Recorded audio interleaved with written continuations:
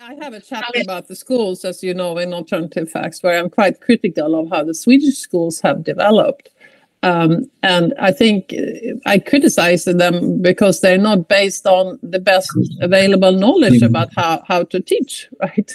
They cook up their own theories that sound good to them, but that are not based on the recent knowledge in psychology and cognitive science and so on, about how, memory functions and how learning works and so on. So teaching has to be, pedagogy has to be science-based, like everything else that works, right? So I criticize the Swedish schools.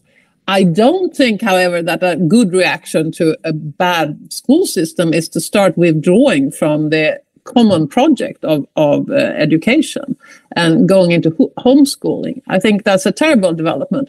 I think a well-functioning democracy needs a good common school system that is available to everyone and where everyone meets and where everywhere is regulated what people are taught, so people don't end up in a situation where they are being taught a lot of nonsense.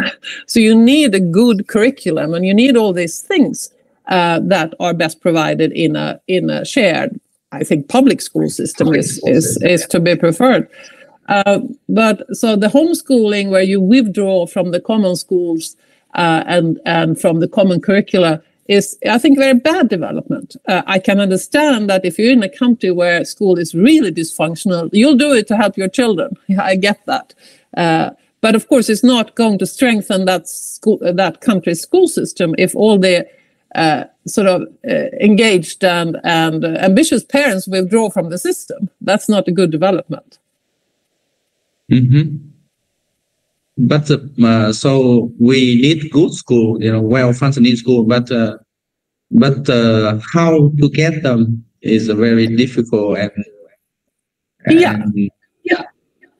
even for a country, Yeah, even for a country like Sweden, which is an open democracy, right? I think what you have to do then, you have to criticize the schools. There has to be public debate. There's been a very big public debate in Sweden about this stuff. And I've been one of the people who've been involved in that debate. And because several of us have been very critical, things are changing now, and they're changing to the better. So I think in a democracy, that is the strength of a democracy. Because of the freedom of speech, you can have public debates when things are dysfunctional. And then you can fix them through politics, right? That is how you fix a problem in a democracy. You point out the problem, you criticize things, you debate, and then the politicians will have to do something. And this is what's happening now. And I think there's hope that the Swedish schools will be much better in 10 years. But of course, you don't change these things very quickly. It's a slow process of changing a whole school system. But that's the best thing you can do. And we do know that, when things go well, good discussions will bring out the knowledge. That is to say, when people are willing to listen to arguments and take in the evidence, if we jointly discuss, we are much better as a group than as individuals. As individuals, we're limited, but together we can bring out the knowledge that's available and have it change policy making. So that is an absolutely essential part and an explanation of why democracies do quite well along many dimensions.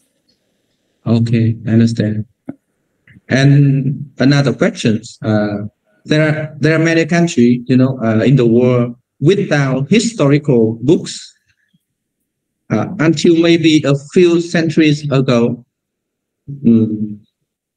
like in Vietnam, we have the first historical book in 13th century. So, but many countries, the people are still, telling story 1,000 or 2,000 happening years ago.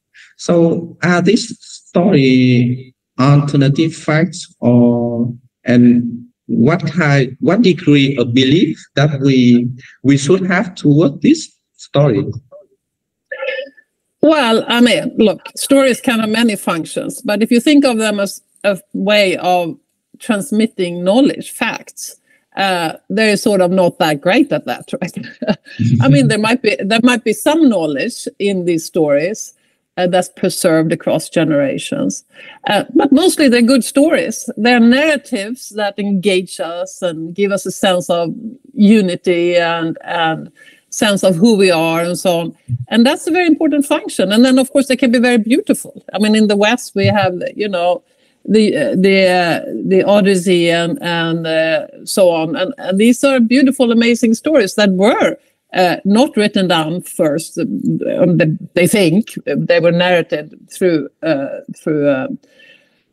orally before they were books. And that's a beautiful, beautiful thing. But as a transmission of facts, they're not terribly good, right? That we know. To get the facts right about the history of a country, you need research. You need historians who can go back and have a critical eye on the evidence and on the data and examine things. You don't get that through a narration, through traditions, unfortunately, even though they are beautiful and important things in and of themselves for other reasons. I don't write about fiction. I write about facts. But of course, there's a philosophical discussion which is kind of interesting, which I don't touch on in the book, which is to what extent can fiction provide knowledge, you know? I mean, if you read Flaubert, you need Emma Bovary, 19th century French novel. Maybe you learned something about what it was like to be, you know, a wife in the French countryside in the 19th century. So maybe there's some knowledge that can be gleaned from fiction as well. That's an interesting philosophical discussion. And of course, fiction can provide something else. It can provide important knowledge, life knowledge, you know, knowledge about the existential conditions of human beings, about pains and sufferings and joys and love and things like that. So there's some kind of knowledge you can get out of it. But it's not a good way to get knowledge about society and its history and politics and so on. That one has to just be aware that what one is dealing with is fiction, which of course fiction is a wonderful thing, an important thing to human culture, but it's not a great source of knowledge, even if it can provide some knowledge. We have to think critically and have to be aware that things are more or less reliable. That's a responsibility as an individual.